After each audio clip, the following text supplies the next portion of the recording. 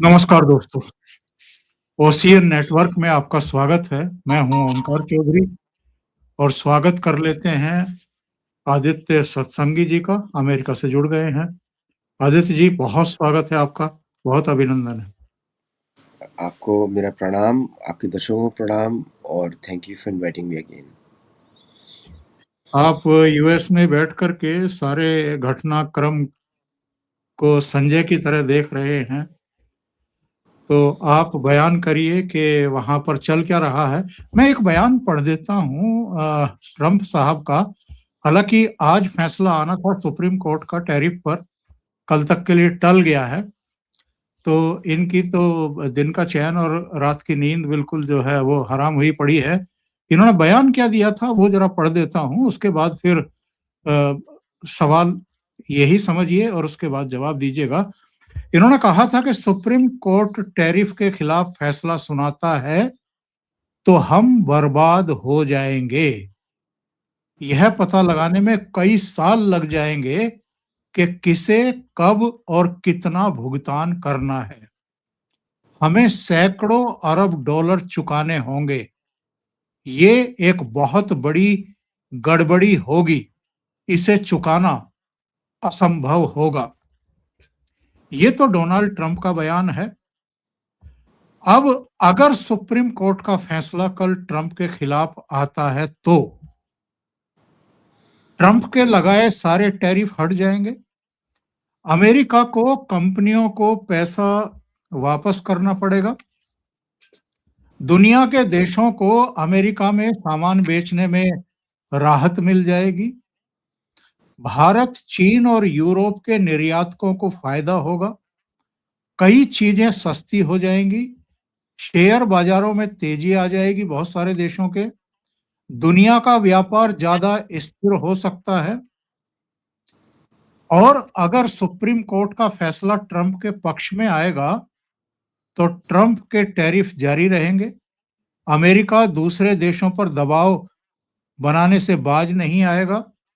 दूसरे देश भी अमेरिका पर जवाबी टैक्स लगा सकते हैं। दुनिया में व्यापार को लेकर के तनाव बढ़ेगा। कई चीजें महंगी हो सकती हैं और शेयर मार्केट में उतार चढ़ाव देखने को मिल सकते हैं। तो सबकी निगाहें फैसले पर रहेंगी सुप्रीम कोर्ट के। लेकिन अगर हम मान लें कि टैरिफ को अवैध घोषित कर दिया गया, तो जो ट्रंप कह रहे थे कि हम तो बर्बाद हो जाएंगे, इसमें कितनी सच्चाई है? बहुत सच्चाई है। एक्चुअली आपने सब कुछ बता दिया है कि अगर देखिए ये जो डिसीजन है सुप्रीम कोर्ट का, जो कि रिपब्लिकन जजेस लेने वाले हैं on the merit of the case, जो कि डेमोक्रेट्स लेकर आए हैं। तो डेमोक्रेट्स तो आपको मालूम ही है कि वो एक अलग ही एजेंडा पे काम करते हैं। तो ये मेक और ब्रेक है ट्रंप एडमिनिस्ट्रेशन का। ये सब कुछ, ये जो लड़ाई है वो मिड टर्म की, और अगर ये टैरिफ लगता रहा तो ट्रम्प मिड टर्म जीतने की हालत में आ सकते हैं। अगर टैरिफ हटता है तो ये हार जाएंगे क्योंकि पैसा नहीं बचेगा, और जो भी पैसा आया है वो गया किधर है? यूएस ट्रेजरी में गया है या पर्सनल लोगों की पॉकेट में गया है? ये उसका डर है। फंडिंग कौन कर रहा है इलेक्शंस की? आपको मालूम ही है, अमेरिका में इलेक्शंस डॉलर्स पे लड़े जाते हैं, वोट्स पे नहीं लड़े जाते। अमेरिका में आप कोई भी इलेक्शन कैंपेन देखेंगे तो जो जितना ज़्यादा पैसा रेज करता है वही व्यक्ति जीतता है। तो इसका डायरेक्ट संबंध मिड टर्म से है। इसलिए ये ट्रम्प एडमिनिस्ट्रेशन के लिए मेक और ब्रेक रूलिंग होगा। इसलिए डिले किया जा रहा है बार बार, क्योंकि उनको अंदेशा है क्या हो सकता है रूलिंग में। तो बिहाइंड द सीन बहुत प्रेशर डाला जा रहा है इन सब जजेस पे इसको मॉडिफाई करने के लिए। 2 बार कर चुके हैं, पिछले हफ्ते भी था, अब इस बार भी कर रहे हैं। तो ये, अगर आपको याद होगा, पिछले ट्यूसडे को आने वाला था ये, अब एक हफ्ता इसमें आज हो गया, शायद एक हफ्ता और डिले किया जाए। तो द पॉइंट इज, ये सबको मालूम है रूलिंग में क्या है। तो जजेस भी बदले जा रहे हैं, जजेस को भी उनके साथ उनके ऊपर भी क्वेश्चंस किए जाएंगे कि वो किस तरह का रूलिंग दे। तो सबको टैक्स मालूम है, इधर दोनों पार्टीज को मालूम है। और अमेरिका में टू पार्टी रूल नहीं है, यूनिटरी पार्टी रूल है, एक ही पार्टी रूल है। तो कलेक्टिवली जो भी डिसीजन होगा वो उसमें कुछ पॉइंट्स उनके लिए होंगे, कुछ पॉइंट्स रिपब्लिकन्स के लिए होंगे, ताकि टैरिफ रहेगा लेकिन परसेंटेज कम कर दी जाएगी। ऐसे करके बैलेंस रूलिंग करवा रहे हैं, इसलिए डिले हो रहा है, ताकि ओके। दोनों को इक्वल अपॉर्चुनिटीज मिले इलेक्शन जीतने की। संतुलन साधने की कोशिश है। अभी तो ये चाह रहे हैं कि मुझे ही चौके छक्के मारने के लिए ढीली गेंदें फेंकते रहें डेमोक्रेट्स, लेकिन ये होगा नहीं। तो संकट तो है साहब, संकट तो बहुत बड़ा है। पहले से ही महंगाई भी है, बेरोजगारी भी है और वीज़ा नियम इतने सख्त कर दिए गए हैं दूसरे देशों के लिए। और एक मुझे ये भी पता लगा है कि वहाँ पर कुछ ऐसा माहौल क्रिएट किया जा रहा है कि जैसे भारतीय जो हैं वो रोजगार चोरी कर रहे हैं वहाँ के लोगों की। तो एक अजीबो-गरीब वातावरण बनाया जा रहा है वहाँ का। देखिए, जो मिनेपोलिस में हो रहा है, जिस तरह आइस के लोगों ने अभी एक H1B का कैंडिडेट था, इन्फोसिस का एम्प्लॉय था, वैलिड H1B पे था, उसको पकड़ के ज़बरदस्ती इंडिया भेज दिया हथकड़ियाँ पहनाकर। और फिर इन्फोसिस लड़ने की कोशिश कर रहा है कोर्ट में, अमेरिकन कोर्ट में। तो ये तो अमेरिका की क्रेडिबिलिटी और भी नीचे लेके जाता है, because visa is an invitation. Visa is not a, ऐसा आपकी कंट्री इशू करती है वीज़ा, आप आइए। तो अगर यूएस गवर्नमेंट इस बेसिक इंटरनेशनल कमिटमेंट पे पीछे हटती है, पहली बात तो इशू ना करे, अगर नहीं लाना है तो मत इशू करे, इट्स अप टू यू, कोई कंट्री तो उस पर क्वेश्चन कर ही नहीं रहा है। लेकिन जब आप इशू करते हैं तो भारतीय पासपोर्ट में लिखा होता है the holder of this passport का हर तरफ से संरक्षण दिया जाए। जो भी प्रेसिडेंट ऑफ इंडिया, उसमें लिखा होता है, पहले लाइन में लिखा होता है the holder of this passport is citizen of India, और उसको हर तरफ का संरक्षण दिया जाए बाय द लोकल गवर्नमेंट, क्योंकि आपने उसको बुलाया है। अगर तो ये चुन चुन के इंडियन अमेरिकन को टारगेट करने वाले हैं, क्योंकि ये पाकिस्तानी, टर्किश, चाइनीज प्रोपेगेंडा है to keep Indians out of USA, ताकि अमेरिकन इकोनॉमी कोलैप्स करे। ये एक्चुअली मेन प्लान है। उनको मालूम है कि अमेरिकन इकोनॉमी में सबसे प्रोडक्टिव पॉपुलेशन, चाहे वो ऑयल ड्रिगिंग, ऑयल एक्सप्लोरेशन हो, जियो साइंटिस्ट हो, तो ये सब प्रोफेशन की हम बातें नहीं करते हैं, डॉक्टर्स हों, वो सारे इंडियंस चलाते हैं। और इंडियंस की वजह से research is very high in America. तो चाइनीज़ प्रोपेगेंडा ये है, चाइनीज़ फंडिंग के थ्रू टर्किश और पाकिस्तानी और ये कतरी, ये हैंडल्स इसलिए चलते हैं कि अमेरिका को इस टैलेंट पूल से दूर कर दिया जाए, और अमेरिकन के मन में ऐसा भर दिया है। तो कहीं कहीं पे मुझे लगता है कि ट्रम्प एडमिनिस्ट्रेशन चाइनीज से कोलैबोरेट भी कर रहे हैं इस एरिया में, क्योंकि जैसे ही आप इंडियंस को निकालते हैं वहाँ से, यहाँ की बहुत सारी इंडस्ट्रीज कोलैप्स करने वाली है। क्रिटिकल रिसर्चेज में इंडियंस है, और इंडियंस जो है, मतलब अपने लोगों को, they are non political generally. उनको कोई, अभी कोई इंजीनियर है इंडिया में पढ़ के आया है, उसको पॉलिटिक्स से क्या संबंध? वो ना बिल्कुल। आर्ट्स का है ना पॉलिटिक्स का है, उसको पॉलिटिक्स से संबंध ही नहीं है। उसको वो अपना काम करता है और उसके बाद जॉब, जो उसको सैलरीज होते हैं वो देते हैं। और ये बहुत बड़ा प्रोपेगेंडा है कि इंडियंस को आप ज़्यादा पैसा दे रहे हैं, बिल्कुल करेक्ट नहीं है। देखिए, ये सारा जो फ्रॉड है ये अमेरिकन कंपनीज के लॉयर्स करते हैं। सपोज उनको किसी जॉब के लिए $1 लाख का सैलरी वाला, मतलब एक्चुअल प्राइस उस जॉब का है करीब $2 लाख फॉर रेगुलर अमेरिकन। पैसा बचाने के लिए ये उस जॉब को एडवर्टाइज करते हैं 1.5 लाख में, कोई अप्लाई करता नहीं। फिर ये H1B वीजा पे लोग लेकर आते हैं और उन लॉयर्स जस्टिफाई करते हैं किस तरह ये व्यक्ति उसको लोअर पोजीशन पे लेते हैं। सपोज अमेरिकन को ले रहे होते किसी XYZ पोजीशन पे, इंडियन को लेंगे लोअर पोजीशन पे, तो उसको सैलरी को कम दिखाना पड़ता है, बट काम वही करता है जो अमेरिकन करता। तो ये इंडियंस का प्रॉब्लम ही नहीं है, because they are coming through legal route. तो जो उनको जिस सैलरी पे वो एग्री करते हैं उस सैलरी पे काम करते हैं। बट अगर अमेरिकन, तो ये जो जो लोग ये प्रोटेस्ट करें इंडियंस के विरुद्ध, they should check their own companies and corporation और लॉयर सिस्टम, लॉयर फर्म्स, कि वो इतना लो LCA कैसे बनाते हैं। तो the corruption is not because of Indians, corruption is because of the American firms. तो और जो प्रोपेगेंडा चल रहा है वो चाइनीज फंडेड प्रोपेगेंडा। मैंने आपको रीजन ऑलरेडी बता दिया कि America should not have the talent pool for making these advance technologies.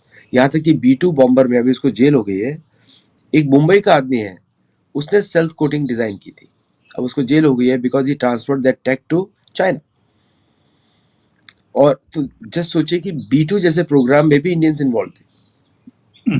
Naval design में तो अमेरिकन शिप्स में ज्यादा नेवल इंजीनियर्स इंडियंस हैं, डिजाइनर्स। मैं एक चीफ डिजाइनर को जानता हूँ जो जो इंडियन ओरिजिन का है।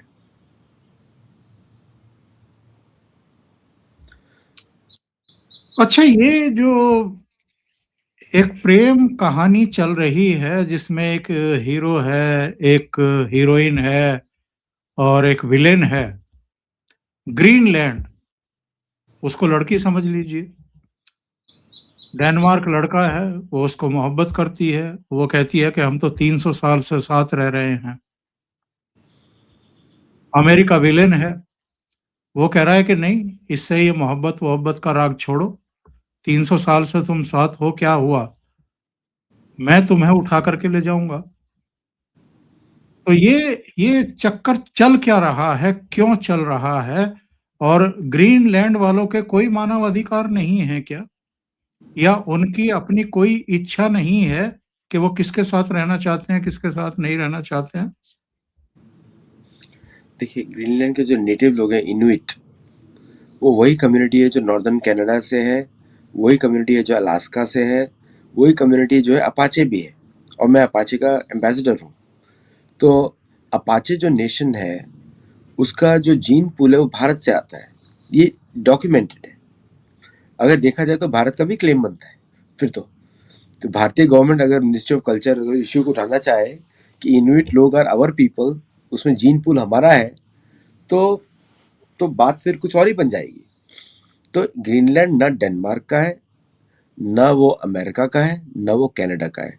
Greenland belongs to Inuit people. Denmark ने वहाँ पे क्या क्या नहीं किया है वो सबको मालूम है। विमेन को स्टेरलाइज कर दिया, बच्चे नहीं पैदा करने हैं, all those things they have done over the years. और ट्रम्प का लॉजिक ये है, तुम 300 साल पहले आए थे तो तुम्हारा हो गया, क्वेश्चन उनका ये। तो सेम लॉजिक अमेरिका में भी बनता है, आप भी 300 साल पहले आए थे क्या आपका हो गया? तो America belongs to native American, वही यहाँ के मूल निवासी हैं। जिस दिन दुनिया उस बात को रिकॉग्नाइज करेगी उस दिन लोगों को सच्चाई पता लगेगी। जो नेटिव अमेरिकन के साथ यहाँ पे हुआ मैं आपको बता नहीं सकता शब्दों में, आज तक चल रहा है। एजेंट ऑरेंज मिला दिया उनके पानी में, जहर डाल दिया, स्टेरलाइज कर दिया, उनको जेल में, उनके ऊपर कोई इश्यूज ही नहीं बनते हैं, not a single one represented. तो ग्रीनलैंड पे लड़ाई सी, अगर हम मिलिट्री साइड से देखें, उसके से देखें, तो on the local level European military, NATO military जो यूरोपियन मिलिट्री है इज मोर पावरफुल, क्योंकि उनका ही लोकल एरिया है, they can put any man power they want. लेकिन यूरोपियंस कब लड़े हैं मुझे इतिहास बताइए? हमेशा तो पिटते हैं वो। और अमेरिकन बिल्कुल। के साथ क्या है कि अमेरिकन भी लड़ नहीं पाते हैं, सेम स्टॉक है, वो भी नहीं लड़ सकते। लेकिन अमेरिकन ने टेक्नोलॉजी इन्वेस्टमेंट इतना किया हुआ है कि they can shock and awe. The willingness to use weapons in America is high as compare to Europeans.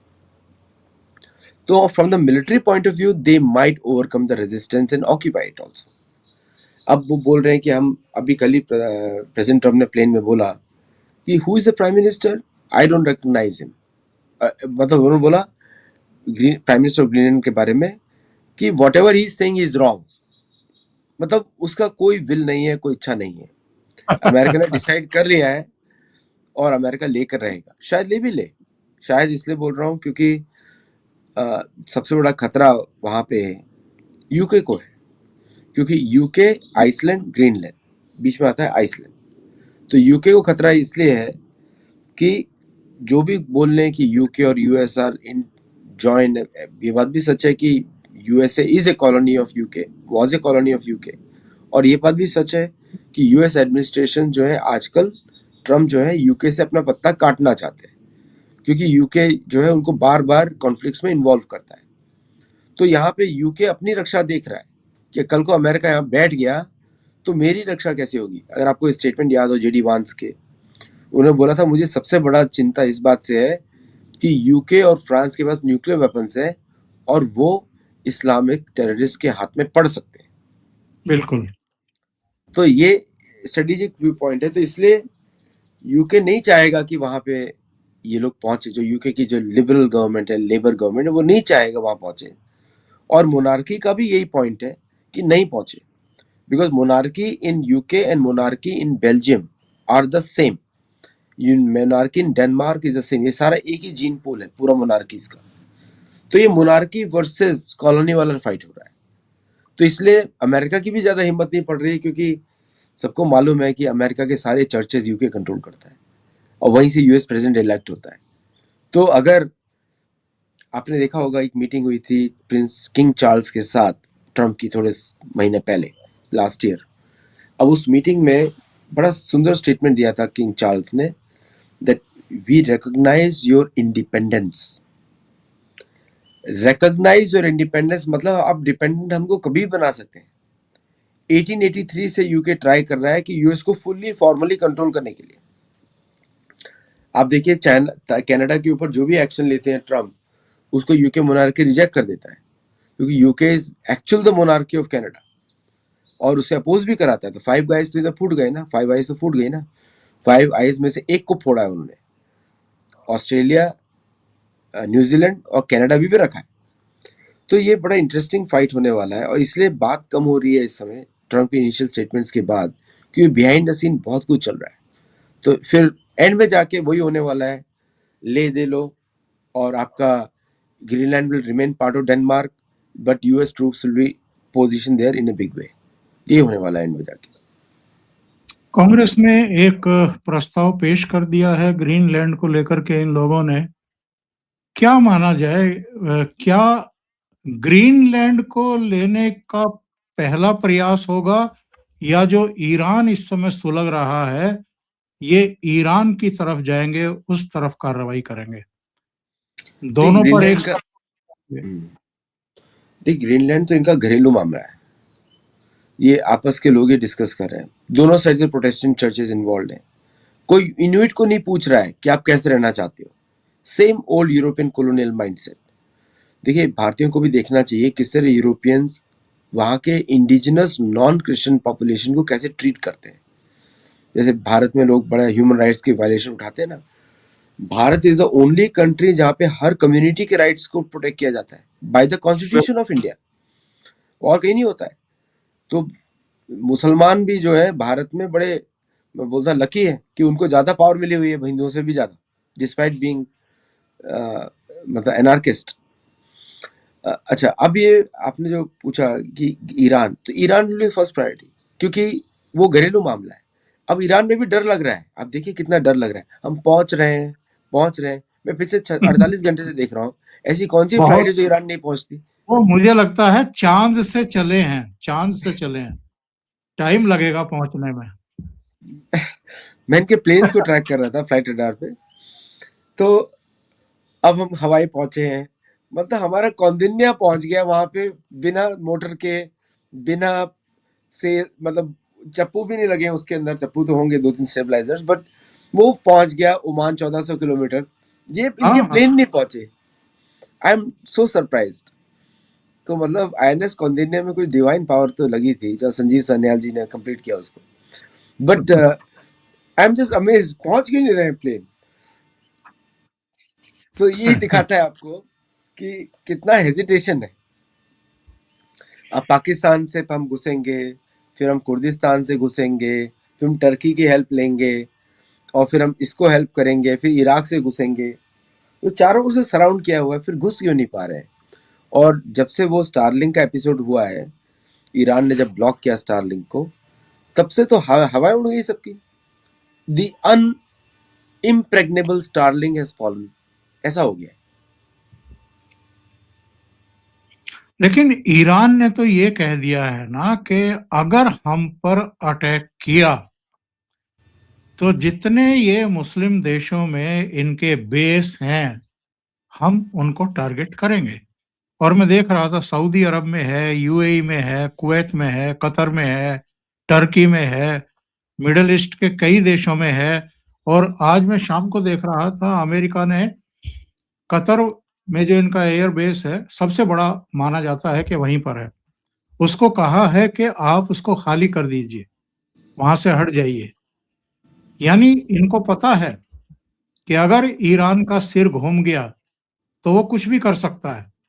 पिछली भी जो जो झड़प हुई थी, इन्होंने जो उनके परमाणु एसेट्स पर अटैक किए थे, उस समय भी ईरान ने जो ताबड़तोड़ कार्रवाई की थी इज़राइल पे, इज़राइल को पसीना आ गया था, क्योंकि उसका क्षेत्रफल है ही कितना, बहुत छोटी जगह में जो है इज़राइल बसा हुआ है।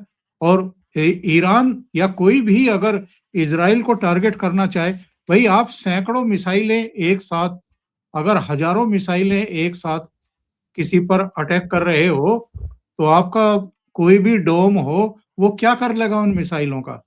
वो तो फोड़ देंगी, कहीं न कहीं तो फोड़ देंगी आपको। तो इतना आसान नहीं है ईरान को डील करना इनके लिए।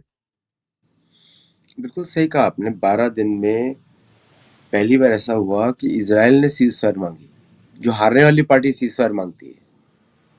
वो तो गनीमत है कि बॉर्डर नहीं सटा हुआ था। अगर बॉर्डर सटा होता तो ईरानी फोर्सेस घुस जाती अंदर। उसके बीच का सारा buffer area is controlled by American and वो जॉर्डन, अमेरिका, यू इसराइल, सारी countries, Israel, Iraq, Jordan, Syria, तीनों उसके बीच में आ जाती हैं। तो नाउ ये इसराइल को मालूम है। और मिसाइल्स खत्म हो गई थी आयरन डोम की, फॉरगेट अबाउट एनीथिंग, इस मिसाइल्स खत्म हो गई थी। तो अब क्या मिसाइल्स रिप्लेनिश हो गई हैं, या कोई अमेरिका का कोई दूसरा सिस्टम चल रहा है? अमेरिका का खुद ही मिसाइल नहीं है। 66 तो मिसाइल है टोटल, 125 उन्होंने सप्लाई करी यूक्रेन को। अभी यूक्रेन में उन्होंने कुछ और सिस्टम भेज दिए हैं। तो there is no production capacity large scale war की, और कर भी नहीं सकते। अगर चाहे भी तो भी नहीं कर सकते। इट्स नॉट अबाउट कि कर दिया, चाहे भी तो नहीं कर सकते। तो यही तो रिस्क है, इसलिए तो प्लेन पहुंच नहीं पा रहे अभी तक। नहीं तो प्लेन तो अब तक कब तक लैंड कर चुके होते। डायरेक्ट फ्लाइट अगर भारत की होती है तो 15 घंटे की होती है। तो उसके बीच में ईरान आता है 4 घंटे पहले, तो 11 घंटे में तो पहुंच जाना चाहिए आइडियली। तो जर्मनी में क्यों बैठे हुए हैं सबके सब? तो क्योंकि और कहीं भी आप लैंड करा नहीं सकते। लास्ट टाइम में आपने देखा होगा, इराक जब कतर में और इराक के अंदर बेसिस पे यूएस ने नेगोशिएट किया था कि आप यहाँ पे आक्रमण कर लेना, जब हम हट जाएं तब कर लेना, हम भी उधर थोड़ा बॉम्बिंग करके निकल जाएंगे। तो ये नेगोशिएट किया था। तो पूरा न्यूक्लियर कैपेसिटी तो उसके पास है, शायद वो बना भी चुका हो, इसलिए ईरान इज मोर कॉन्फिडेंट। और तो इसलिए ये बहुत ही कॉम्प्लेक्स है। उनका यही कोशिश होगा कि रिजीम चेंजिंग अंदर से हो। That's why they are appealing through the Shah for the Iranian national guard to stand down. वो मुझे लगता नहीं होने वाला है, क्योंकि वो सारे चोजन मेंबर्स हैं, सारे इस्लामिज्म कल्ट के मेंबर्स हैं सारे के सारे। तो उनका कोई ऐसा लगता नहीं कि they are going to surrender. तो this is the first option they have. तो इसलिए और वेट करेंगे ताकि वो मैं पनिश करूंगा ईरान को। कैसे पनिश करेंगे? न्यूक्लियर बॉम्ब डालेंगे, क्या करेंगे? सो सही ये बात है। और इस बात की मतलब क्या गारंटी है कि ईरान के पास न्यूक्लियर वेपन्स नहीं होंगे? वो जैसे भी अगर डर्टी बॉम्ब भी उन्होंने बना लिया है, न्यूक्लियर अपने उससे यूरेनियम वगैरह से, दूसरी चीजों से, तो वो तो उससे भी तबाही कर देगा। चलो अमेरिका उनसे दूर है, लेकिन इजराइल तो करीब है, कतर तो करीब है, टर्की तो करीब है। जहां जहां आपके बेस बने हुए हैं, उनके ऊपर ही अगर उसने फेंक दिए तो? वो यही करेगा, वो ओवरवेल्म करेगा अमेरिकन बेसिस को। उसको मालूम है वीकनेस ना। वीकनेस क्या है कि बैलिस्टिक हाइपरसोनिक मिसाइल्स के अगेंस्ट अमेरिका के पास कोई वो रोक नहीं है। पहली बात तो अमेरिका ने कभी एयर डिफेंस में इन्वेस्ट ही नहीं किया, क्योंकि उसको मालूम था कि वो एक आइलैंड है। दुनिया भर में पहले अटलांटिक क्रॉस करना पड़ेगा। जो उसको डर था कि साउथ अमेरिका के थ्रू आएंगे, तो उसने वेनेजुएला में अपने बेसिस बना रहा है, क्यूबा में, कोलंबिया में, पेरू में, इक्वाडोर में। उसको यही डर था। तो इसलिए सारे वो एक्शंस ले रहा है साउथ अमेरिका में। उसको मालूम है वहाँ से लोग एंटर करेंगे, और चाइनीज और सबको तो रूट्स मालूम ही है वहाँ के। So the point is, Iran का एक्शन जितना ये लोग सोच रहे हैं आसानी से होगा, वो इम्पॉसिबल है। और जिस तरह ईरान ने जो प्रिपरेशन की है 2 लाख मिसाइल्स की, 1.5 लाख ड्रोन्स की, या 2000 हाइपरसोनिक मिसाइल्स की, वो कॉन्स्टेंटली मैन्युफैक्चर कर रहा है अपने लोगों को भूखा रख के। बिल्कुल। सो दे हैव नो, और मैन पावर भी नहीं है। अगर मैन पावर की बात आ जाएगी तो आपको मालूम ही है कि अमेरिकन ट्रूप्स उतरने वाले नहीं है, इजरायली ट्रूप्स उतरने वाले नहीं है, तो किसके ट्रूप्स जाएंगे? हवा में तो गवर्नमेंट चेंज होती नहीं है। तो उनका यही प्लान है कि आर्मी में उनके डिफेक्शन कराओ, और one part of the Irani army should fight with another part of Irani army, और वही उनके पास एक वायबल ऑप्शन है, उसी को ढूंढ रहे हैं वो। इनको तो ये पता होगा ना कि ना तो ईरान अफ़गानिस्तान है, जिसको तुम फोड़ दोगे घुस करके। हालाँकि अफ़गानिस्तान ने भी दाँत खट्टे कर दिए थे एक बार को तो। और ना ही वो सीरिया है, ना वो इराक है, ना वो वेनेजुएला है। तो ईरान तो बहुत तैयारी के साथ बैठा हुआ है भई। अगर उसको मरना ही है तो वो तो बहुत कुछ करके मरेगा।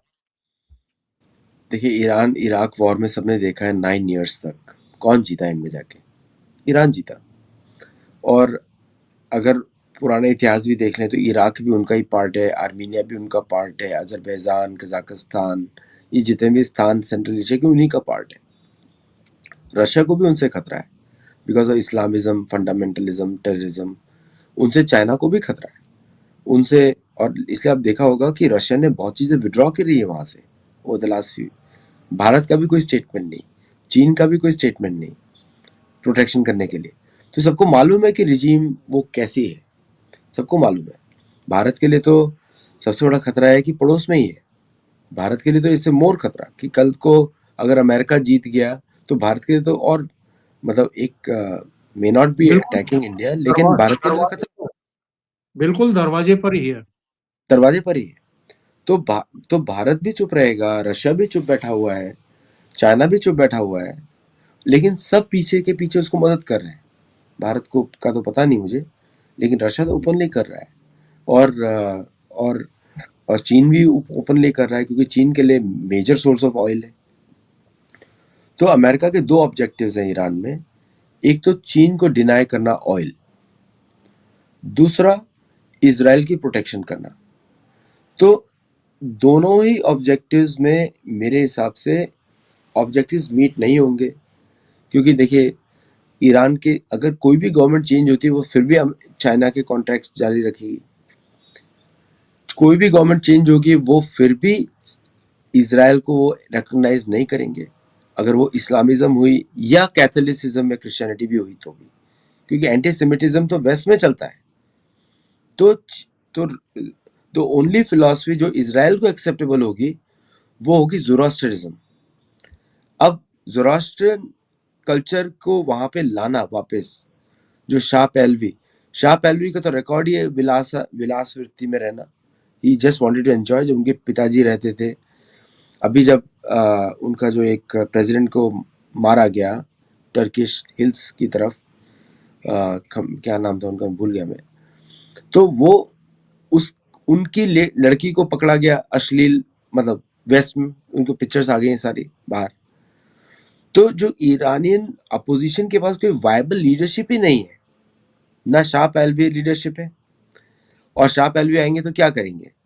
वो तो सारा वेस्ट को बेच देंगे उनको। तो अमेरिका वही करने जा रहा है ईरान में जो उसने तालिबान के साथ किया, बस ओनली ईयर्स का फर्क हो गया। 2001 से 2022 तक जो प्रोग्राम चलाया उन्होंने, दे रिप्लेस तालिबान विद तालिबान। यहाँ पे 1979 के बाद जो प्रोग्राम चला रहे हैं, they are replacing Shah with Shah. तो बिल्कुल। ये इसको स्ट्रेटेजिक डिफीट बोलेंगे या स्ट्रेटेजिक विक्ट्री बोलेंगे। और प्लस विदाउट अमेरिकन ट्रूप्स यहाँ पे कोई लड़ने वाला ही नहीं है। पाकिस्तानी ट्रूप्स नहीं लड़ने वाले। पाकिस्तानी ट्रूप्स अंदर जाएंगे तो हाकार मच जाएगा विद इन पाकिस्तानी आर्मी। सो इसलिए ये चेकमेट सिचुएशन है। आई थिंक इसके लिए प्लेन अभी तक उड़ रहे हैं, अभी लैंड नहीं किए कहीं पे। बहुत बहुत धन्यवाद आपका आदित्य जी जुड़ने के लिए और बहुत महत्वपूर्ण मुद्दे पर चर्चा करने के लिए। उम्मीद है दर्शकों को ये चर्चा अच्छी लगी होगी। अगर अच्छी लगी है तो लाइक का बटन दबा दें और वीडियो को फॉरवर्ड करें, शेयर करें। अभी तक चैनल सब्सक्राइब नहीं किया है, तो सब्सक्राइब कर लें। साथ में लगे बेल आइकॉन को दबाना ना भूलें, ताकि आगे आने वाले वीडियो और नोटिफ़िकेशन आप तक पहुँचते रहें। आदित्य सत्संगी जी का चैनल है सत्तोलॉजी, उसको भी सब्सक्राइब करें और सहयोग करें। बहुत-बहुत धन्यवाद। नमस्कार। नमस्कार।